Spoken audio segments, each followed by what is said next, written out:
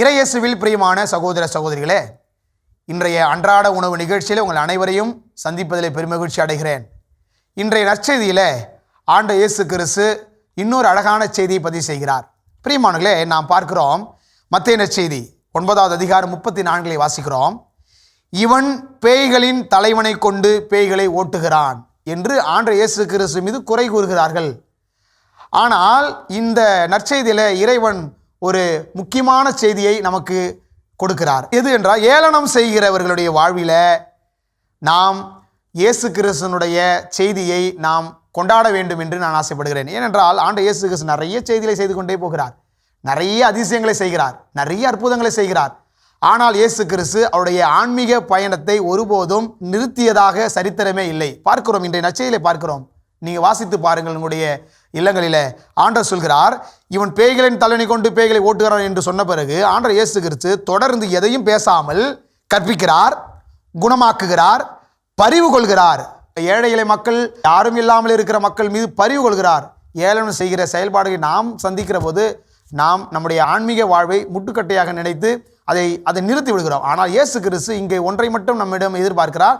உங்கள் ஆன்மீக பயணத்தில் எடுத்துக்கொண்டாலும் சரி, உங்களுடைய சமுதாய வாழ்க்கையை எடுத்துக்கொண்டாலும் சரி, உங்களுடைய குடும்ப வாழ்க்கையை எடுத்துக்கொண்டாலும் சரி, மனைவி வழியாக, கணவன் வழியாக, பிள்ளைகள் வழியாக ஏராளமான முட்டுக்கட்டைகள் வரும்.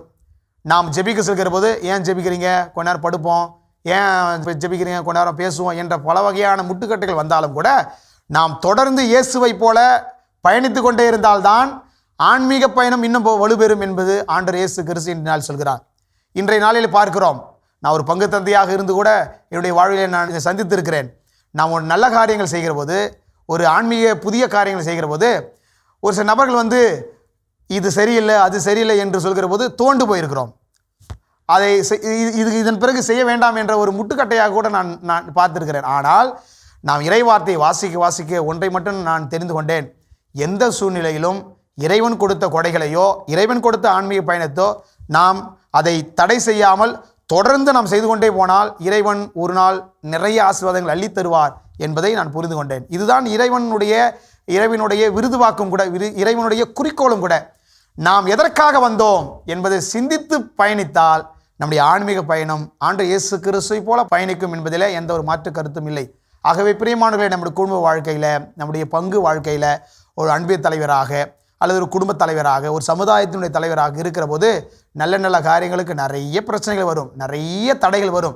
ஆனால் என்னுடைய திறமையை நான் நல்லதற்காக தொடர்ந்து பயன்படுத்தி கொண்டே இருப்பேன் என்று யார் ஓடிக்கொண்டிருக்கிறார்களோ அவர்கள் மகிழ்ச்சியாகவும் இருப்பார்கள். ஆண்டவரின் மகிழ்ச்சியை இரட்டிப்பாக்கி கொண்டே மற்றவர்களுக்கும் மகிழ்ச்சியை கொடுப்பார்கள் என்பதில் எந்த ஒரு மாற்று கருத்தும் இல்லை. ஆகவே இன்றைய நாளில் நாம் சிந்தித்து பார்ப்போம், தியானித்து பார்ப்போம். ஆண்டவர் இயேசு கிறிஸ்துனுடைய வாழ்வு முறை நமக்கு மிக சிறந்த ஒரு உதாரணம். இயேசு கிறிஸ்து தான் நமக்கு ஹீரோ, இயேசு கிறிஸ்து தான் நமக்கு தலைவர். மற்றவர் எல்லோரையும் நம் தலைவராக மற்ற எல்லோரையும் வைக்கிற போது அவர்கள் பலவீனமானவர்கள், அவர்களுடைய ஆசீர்வாதம் ஒரு கட்டத்தை நின்று விடுகிறது. ஆனால் நாம் இறைவனை மையப்படுத்தி, இறைவனை தலைவராக, இறைவன் தான் நமக்கு முன் உதாரணமாக நாம் செய்கிற போது இயேசு கிறிஸ்து இருந்த அந்த நேர்மறையான சிந்தனைகள், இயேசு கிறிஸ்து இருந்த அந்த நேர்மறையான செயல்பாடுகள் நம்முடைய வாழ்க்கையிலே பயணிக்கும் என்பதில் நாம் சிந்தித்து பார்க்க வேண்டும். ஆக இன்றைய இந்த நிகழ்ச்சியிலே பார்க்கிற ஒவ்வொரு சகோதர சகோதரிகளும் சற்று ஆழப்படுத்த வேண்டும். தோண்டு போய்விடாதீர்கள். இறைவன் காரியத்திலே எந்த நேரத்திலும் குறையே சொல்லாதீர்கள். இறைவன் காரியத்திலே எந்த நேரத்திலும் கம்பேர் பண்ணவே கூடாது. நம்ம மற்றவர்களோடு பொறித்து பார்க்கவே கூடாது. நமக்கு கொடுக்கப்பட்ட ஆசீர்வாதம், எனக்கு இறைவன் இதை கொடுத்திருக்கிறார், நான் ஓடிக்கொண்டே இருப்பேன், அதை யாரும் என்னை தடுக்க முடியாது என்ற சிந்தனையோடு செயல்படுகிற போது நாம் நிறைய காரியங்களை செய்ய முடியும், நிறைய நல்ல நல்ல காரியங்களை செய்ய முடியும், நிறைய பேர்களை மனமாற்ற முடியும். ஆக இன்றைய நாளே அதற்காகத்தான் நாம் ஜெபித்து ஆசீர்வாதத்தை பெறும். ஆண்டவரே, நாங்கள் உம்மை போல எந்த முட்டுக்கட்டைகள் வந்தாலும் உங்களை மையப்படுத்தி ஆண்டவரின் ஆசீர்வாதத்தை மற்றவர்களுக்கும் கொடுத்து கொண்டே செல்வேன் என்று நாம் ஜெபிப்போம். இறைவன் உங்களை ஆசீர்வதிப்பார். நானும் ஜெபிக்கிறேன், நீங்களும் ஜெபியுங்கள். இறைவன் உங்களோடு இருக்கிறார். இறைவனோடு பயணிப்போம். இறைவன் நமக்கு துணையாக இருப்பார். இயேசுவுக்கே புகழ், இயேசுவுக்கே நன்றி. மரியே வாழ்க.